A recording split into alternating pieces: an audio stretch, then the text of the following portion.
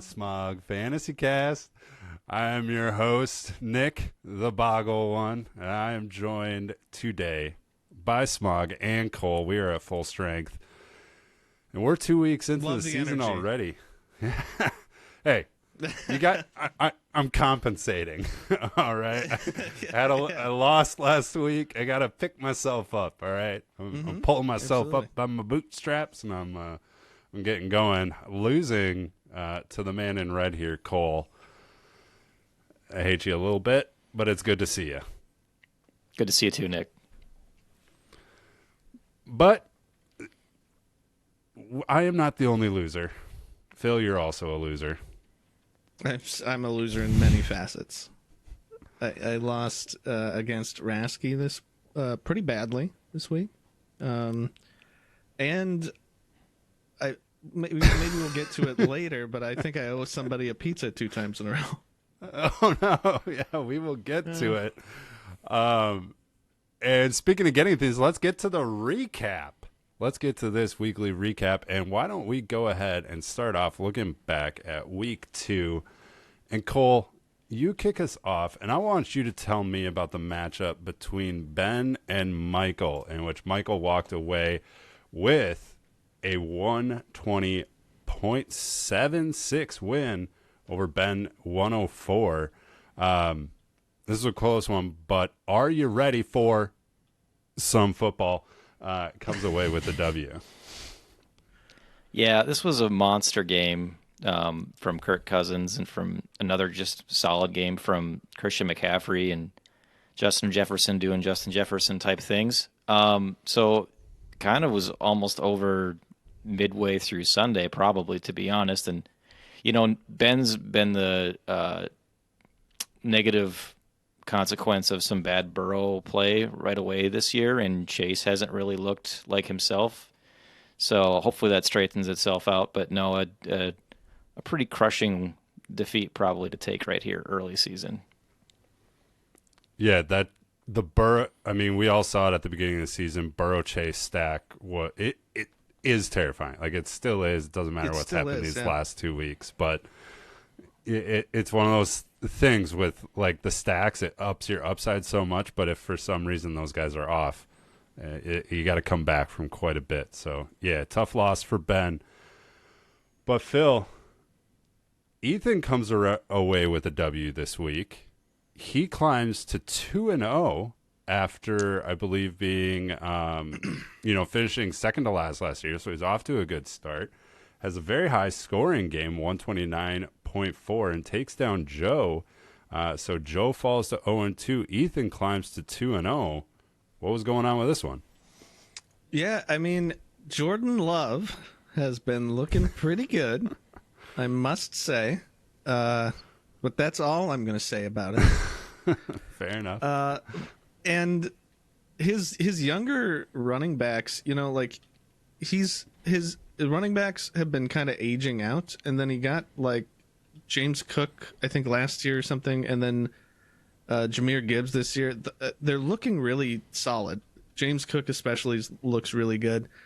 And the rookie Addison is helping him out. So he's got younger folk in here that are really helping him out. And speaking of young folk, Keenan Allen, the old folk, is also helping him out with 27 points this week. TJ Hawkinson has looked phenomenal all year as well. I expect him to get 8 targets a game. I think at the beginning of the year, it didn't look as promising, but the people he has on his team are performing over my expectations. So hopefully it keeps up for him. No, I totally agree. And you go down and you look at his bench, like he had Mostert on the bench, Cooper Kupp still sitting waiting to come back in if he ever does. Right. So yeah, he's got some upside here. Like that's the thing. I love it. Of like we're like, I don't know, this is probably kind of one of the bottom teams, and 2-0, and now we're saying, hey, looks pretty good. So looks pretty good. And on the other side, we've been scared of Joe's team for a couple of years now, and like Justin Fields he's not going to put up 40-point games like he did last year anytime soon. He hopefully he does. But like there's some things about his team like you were saying earlier, he's got a lot of Eagles on his team. They can't all go off. So Devontae Smith went off 21 points, but A.J. Brown had 4.9. Goddard had 5.2. So he's really living and dying by the Eagles right now, and Justin Fields. So yeah, it might be time to look at that quarterback switch. He's got Herbert chilling on the bench. You know, you don't have the running upside. I'm not trying to run your team, but might have a little more consistent play at least out of Herbert, right? So right, yeah. But still a terrifying team in its own right, though. I don't want to face him either. No. That's the thing. There's a lot of really good teams going on in the league, and our highest scoring one this week, Tanner, he climbs to 1-1, getting a win over Tyler, 138-79, and pretty big blowout. This is a poop up the back blowout. No, that's not gonna. Well, okay. I don't know. There might not be a bungle in this one. I was looking around for bungles, and I was listening, and I couldn't. I like heard one in the distance, but there weren't really any this week. None of these games really were close. I was trying to find anything where if anyone made a different choice, they would have won, and there weren't any. Like everyone who won handily. Yeah. Yep. And the thing is like, this is a great one for Tanner, but at what cost, right? Barkley goes down, Montgomery goes down, so his two starting running backs from this week are now out. Also pair that with Ayuk. Will probably sit out tomorrow night, so I think he's banged up too. Right, and that's the thing where we talked about his depth of why his team can continue to compete, though, is he's still got Zach Moss on the bench. He's still got like DJ Moore, Hollywood Brown. So like, yeah, not as top tier, but he's getting banged up a little bit. We'll see how long some of that lasts. And Tyler, I mean, he's got some of these guys actually doing well. And what I'm really watching for with Tyler's team is some of those like late draft picks, are some of them going to like long-term contribute? And you're seeing some promising things. Like obviously we know the fabled story of Puka Nacua looking absolutely incredible. Puka Nuclear, more like it. Blowing up. Puka Nacua is, yes. But like, I mean, it's not much, but Michael Wilson, 3 for 3 for 56. Like, you like to see that. DeAndre Swift blowing up. What? Well, it was the Vikings defense. Well, he played us. That's fair. I understand. Yeah. Hey, maybe a trade high guy. I don't know. Let's see. But maybe. Anyway, but yeah. So pretty big blowout. We kind of expected it, but you are seeing promise on Tyler's team for the future, which is really what you're looking for right now. So you take those victories when you get them, right? Yep. Now, Phil, why don't you tell us about what you saw in Cole and I's matchup? Because I don't want to talk about it. Well, yeah. Cuts a little too close to home, right? Either. I mean, it was a pretty close matchup. It was closer than it looks. It's like 119 versus to 94 points. And you can really see why in the first three spots of your roster here. Trevor Lawrence with 9 points, not good. Jacobs with 7 points, not good. Dameon Pierce with 4 points, not good. On the other side, we have Cole with Josh Allen, 23 points. Derrick Henry, 17 points. Tony Pollard, 16 points. Pretty much exact opposite. Some of your players just didn't perform well. I think this could have been a higher on both sides. It should have been 150 points to 150 points, but unfortunately, I'm fine with the result. And you're right. The Lawrence Ridley stack in week 1 turned out to be amazing. In week 2, it just turned out to be like a Burrow Chase stack. Am I right? Yeah. So you got obviously better days ahead, and so does Cole. His team's looking pretty good. If you showed me this roster versus Cole's roster from 2 years ago, I would say, where is Cole's roster? So good job doing some trades and getting up to 2-0. So yeah, the closest find to a bungle that I had this week was not starting the future quarterback 6 on the season. Yes, Danny Dimes, right? Danny Dimes, exactly. I mean, yeah, he entered the second half with I think like 2 or 3 fantasy points, and then he threw for 250 yards, 2 touchdowns, ran for 50 yards, and then rushed a touchdown in the second half against the Cardinals. It was probably the greatest NFL performance of a quarterback in the second half of a game. It was ridiculous. Yeah, quarterback 1 on the week.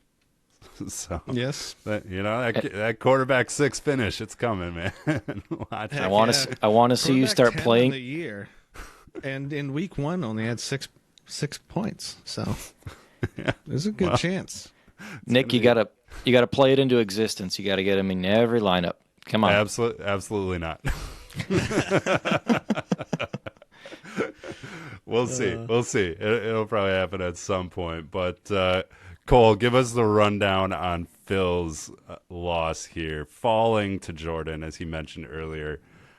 So now Jordan climbs to 2-0, off to another hot start, just like last year. Yep. We'll see if his season doesn't nosedive like it did last year. But Phil sitting at 1-1. What did you see in this matchup? It was actually real close going into the weekend, and then Phil had some really bad luck. Madison really underwhelmed on Thursday night and also lost the fumble. He had Mooney go out very early in the Bears game this weekend, which we need a goose button. Yeah, we need a bagel. Button. We need a bagel. Yeah, there we go. I'll just cut that and then put it into the button. All right, we'll record that for next time, so that's usable. And then, Joshua Kelly ran into Tennessee's defense, which, if they're good at one thing, it's stopping the run, and that's kind of what we all thought might happen, but we were just hoping, since Josh Kelly was so good in week 1, he might be able to repeat that, but it did not happen. The Giants, also, what the heck? Is the Giants just like the sleeping terrible team that's going to just finish like 3-14 this year? I mean, they have looked terrible in their first 2 games. I know they've played Cowboys in week 1, so any team can look terrible against them, but they looked all sorts of bad against the Cardinals. So that's kind of where Phil really got unfortunate with some things. But on the other side of the ball, Lamar Jackson was Lamar Jackson. Bijan's who we thought he was going to be. He's being highly utilized. He's very talented. Christian Kirk still getting use, and Mark Andrews being Mark Andrews. So it's tough to beat Jordan's team when he does that. Mm-hmm. And that is the week 2 recap. And as we stand right now, Ethan sitting in first place at 2-0, followed up by Jordan and Cole as the 2-0 teams that everyone else is chasing. We'll see if that continues. But before we preview week 3, let's go ahead and take a look at our waiver wire from this week. What transactions did people make their teams a little bit bigger, a little bit better, or bigger? Maybe they maybe you picked up a bigger guy. Roster. Yeah, right. Or maybe, hey, Mo Alley Cox is probably out there. Go out there. Yeah, get him. He'll make you bigger. Drop your 5'10" players for your 6'9" players. Yes, that's right. Any favorite transactions of the week. Cole, any favorite moves?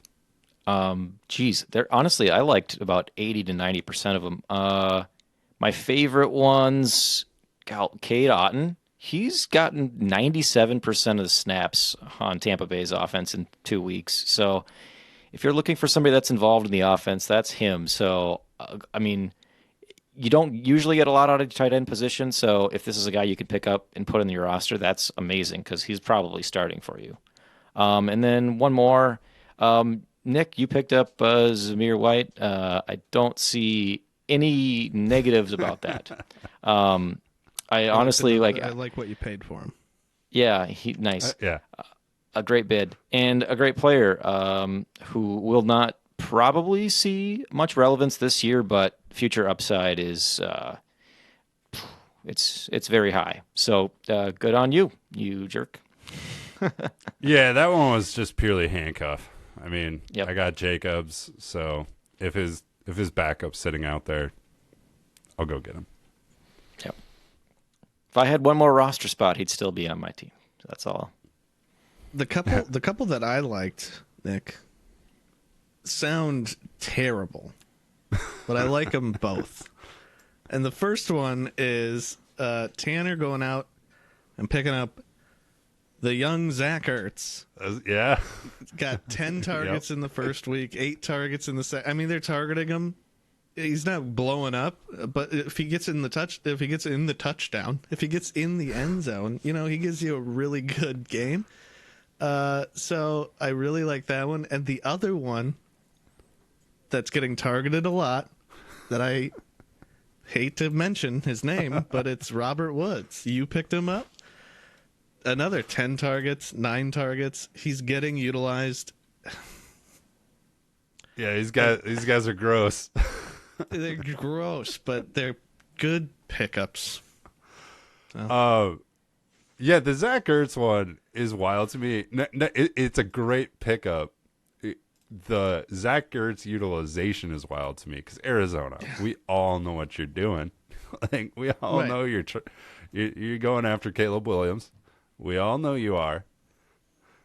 So like maybe playing Zach Ertz is what helps you get Caleb Williams. But like It's fair. You drafted a tight end in the second round last year. Why are you not trying to see what he has? I think they're literally just saving any healthy players that they want for their next, once they're starting on the other side of their build and they're like 2 or 3 years into this, then they want to have all those players that were like younger now, nice and fresh. Yeah. Some healthy legs. Nice, good and healthy at 25. That's what those guys are going to be. Yeah. Yeah. Yeah, those are good. And Phil, I like the Jacksonville pickup. That should be a good start this week against Houston. So that's a good pickup. I mean, that's what we do with defense is go and get some good ones for the week. Mm-hmm. All right, and that is the waiver wire this week. I don't know. I was trying to come up with something good there, but it wasn't feeling it. Yeah. And now, next week or this week, next weekend, tomorrow. Guys. Here's the question. Yeah. If it's Monday and I say next weekend, what weekend am I talking about? I guess this weekend would be the nearest weekend. I agree, right? But it's not. And the but it's too far away from next weekend to say next weekend. Okay, right. I agree with that. That's a true statement. What does the phrase "upcoming weekend" mean? Oh, that's this weekend. That's this. Weekend. So this and upcoming synonymous, but next weekend is definitely not this weekend. Correct, but it's too early to say next weekend. Right. Like Monday, Tuesday into Wednesday, Thursday and Friday. You can say next weekend, and everybody knows what you're talking about. Okay, that's right. So, clear as mud. Great. Glad we got that cleared up. Yep. That's right. Okay, so this weekend, we got week 3, and we got some more matchups coming your way. And let's go ahead and start. Phil, give us a preview of Cole's matchup, where he, Mr. 2-0, will be rolling into. I picture this as an away game for you right now because you're not favored, Cole. Yep. So this is an away game. You are rolling in to go up against. Are you ready for some football? And Michael is currently favored against you, though he is 1-1. He is favored 108 to 105. What's going on with this? Yeah, well, Kirk Cousins, the number one quarterback on the year, it looks really good in spite of what the Vikings record is. He looks fantastic, and it's because of Justin Jefferson as well. So that is a great stack to have right now. Going up against the Chargers, the worst pass defense. Right. It's going to be really good for them, I would assume. And then Christian McCaffrey on that side is also 2 running backs in 1. So he's got that upside for him. Being able to play 2 running backs in 1 slot is really nice. It is. Breece Hall he looks like, what did he get? He didn't do much last week, but the week prior to that looked really good. I don't expect him to go up against the Cowboys this week because he did it last week. So so he should be better. There was a guy who did that once. I can't remember what there was somebody who got traded midseason and had to play the same team back to back. Yeah, I can't remember who that was, but I don't see that happening. So, but yeah, going on over, and that's just like the stack and the running backs. T. Higgins has looked amazing. Whatever his other receiver is, right now it's Juju. I expect it doesn't matter. He'll get like 5 points in that area, whoever he puts in there. And the tight end, obviously the bump is to Cole for the tight end with Waller versus Kmet, but of course they play the 49ers. There's a lot of things to unpack here, and I'm gonna give the edge to Tweetin, but with Henry and Pollard, just like last week, they can go off. Your wide receivers, Mike Williams can go off every 4 weeks. I think he has a bomb game, so maybe this is it. So it's really anyone's game, but I will give the edge to Tweetin just because Kirk and Jefferson are playing so well right now, and Christian McCaffrey is a cheat code. It's the only reason. That is correct. Yeah, it's just matchups looking at this one, right? Right. I just look at Michael's team. It's got some good matchups. Cole's team, you got some tough ones. Yep. I agree with that. You know what I agree with? Is that Phil is heavily favored against Tyler, and I think you're probably going to walk away with a W in this one. And it's just kind of is what it's going to be. And one thing that really hurts for Tyler in this matchup, coming in 0-2 up against you at 1-1, Phil, is Anthony Richards sitting in the concussion protocol right now. See if he comes out of that. And if not, I don't know, I guess you throw Stafford in. He's got to lay, which isn't the worst, right? Right. I feel like the Rams versus Cincy could be a high-scoring game. Yeah. For sure. Oh, yeah. But some of these other guys, it's like we said, he's got some guys here that can do some. I mean, DeAndre Swift, Puka Nacua, Josh Reynolds, if Amon-Ra is out, could have a solid game. But Jamal Williams, I think, is out, so that's going to be tough. So, he's got some hard little swap skis he's going to need to do here. His team's going to get a little bit thin, as it always was. So, I think it's just a tough matchup. But one thing I do like to see, Phil, Nico Collins in the starting lineup. I hate to see it because I sat on that guy for 2 years, and then now I don't have him, and he's doing well. So he's looked good in the first 2 weeks. Hopefully it keeps going. That's where I'm least confident in my roster is the receiving position. But now everybody's going down. Eckler is going. We'll see. We'll figure it out. But Kyren, I can promote him off of my taxi squad. Yeah. Are we dropping someone off? I'll be doing collecting a fare. We might be dropping a Deuce. Okay. There's a chance we're dropping a Deuce Vaughn. Oh. But not he almost went undrafted. I don't want to just because of that name, man. Like it could be Wandale. Who knows? I mean, it might be everyone needs to pick up Deuce every now and then just to be able to drop a Deuce and stay regular. That's right. What I mean? Yeah, you gotta, every few weeks drop a Deuce. Sure. That's right. But yeah, I'll give you the edge on this one. Cole, I need you to give me a rundown of my matchup with Ben because I'm scared of it. I know Ben's 0-2, but we talked about this at the beginning of the season. What is a team you are afraid of? And it's Ben.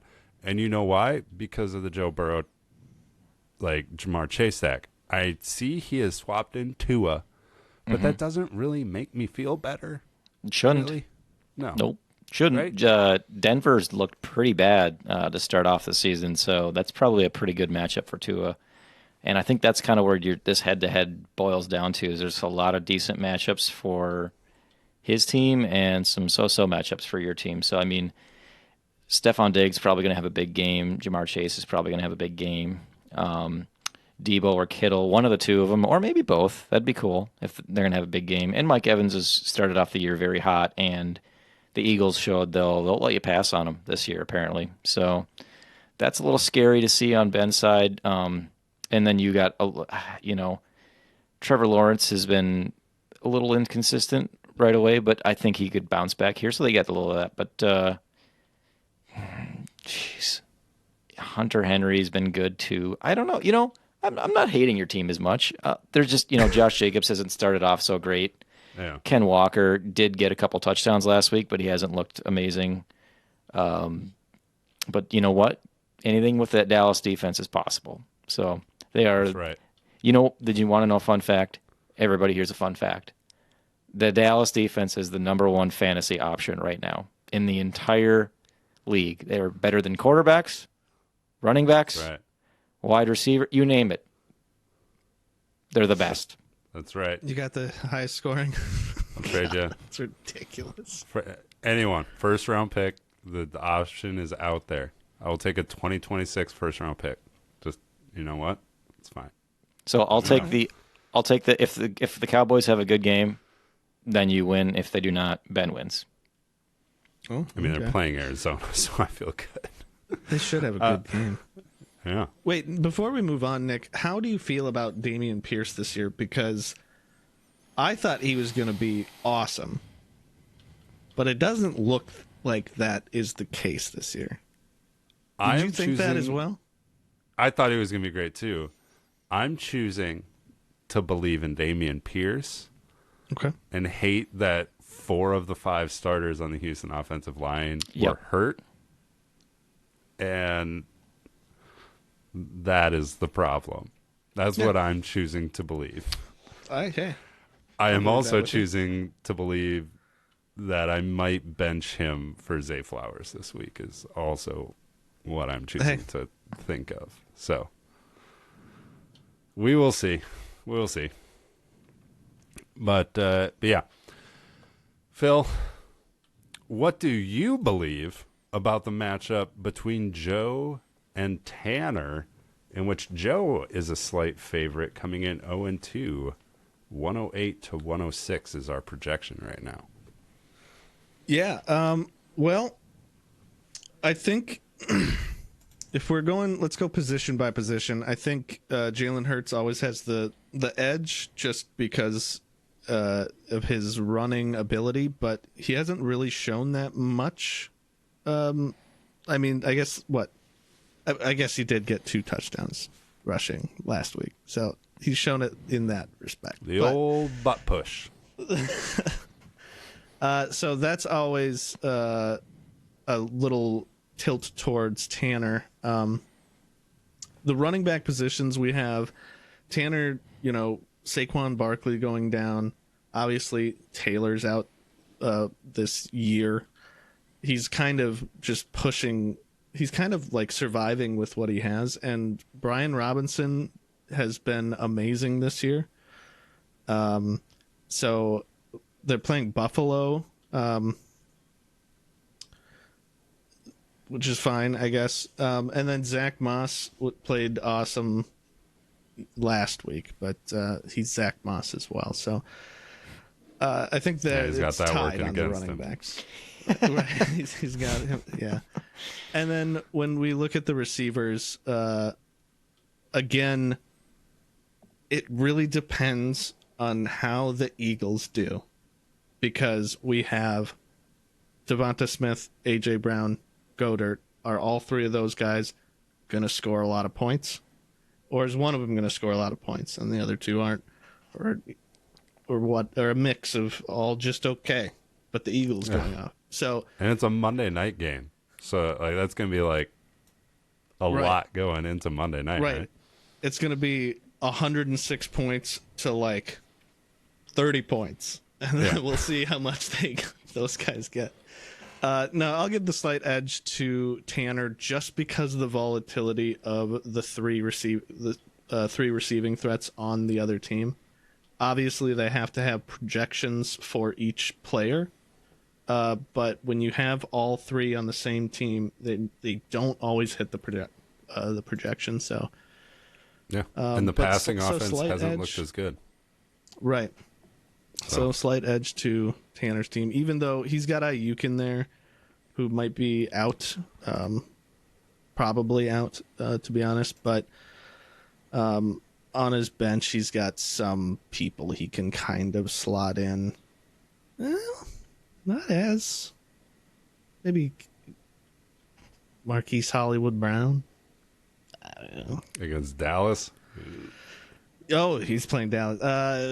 Maybe KJ Osborne. I don't know. Hopefully Ayuk plays. I could see KJ having a good week, actually. Against LA. Yeah. But yeah, that's the one kink in this lineup. So yeah. But we don't kink shame here. No. And speaking of kinks, Cole, give us your thoughts on the matchup between two 2-0 juggernauts right now. Someone's walking away with an L this week, and we'll have a loss in that column. Jordan taking on Ethan. What do you see? Well, Jordan Love, second. I think he might even have the highest passer rating this year because he hasn't thrown any interceptions, I don't believe. So if that continues, that doesn't bode well for Jordan. James Cook was highly involved last week, so that's a problem. Jamar Gibbs might be more involved with David Montgomery going down. Addison's just going to keep getting more involved as we go along, I think. And as long as Waddle clears concussion protocol, everyone on Ethan's team can have a monster game, which scares the crap out of me. And I know Jordan's team has that too, with Tyreek Hill, Brian Robinson, Lamar Jackson, Mark Andrews. Like we've seen that in the past too many times to ignore that too. So that it's easily countered. But I mean, these 2-0 juggernauts are 2-0 for a reason. So this could be a 130 game easily. I don't know. Do you guys are leaning anyway? I really do. This is a coin flip in my mind. Well, I choose to not believe that Jordan Love is the third Hall of Fame quarterback on the Packers. So I think he has a down week. And he comes back and says, "Oh, darn. I'm sorry, fan base. I'm not the best." Jordan Love's been shaky. Like I know he's thrown touchdowns, but if you look at his completion percentage and his yardage and how he's actually done on like a play-to-play basis, it hasn't been super awesome. Like he's completing under 60% of his passes right now, right? So, fair, but at least he's not throwing. He's not throwing picks, so right? That's good. So So we'll see. We'll see. No, it's good. Good. Happy for you, Nick. No, thank you. I do think Ethan's team is under projected right now. So it's closer than this 100 to 110 to me. I think Jordan. Yeah, I didn't see where this 10-point disparity really came from, but I don't believe it. So yeah, I think Jordan Love should be projected a few more points. I think Addison should be too. I think this will be a very close matchup. Man, I don't know. I lean Jordan, I think. That's kind of where I'm at. Yeah.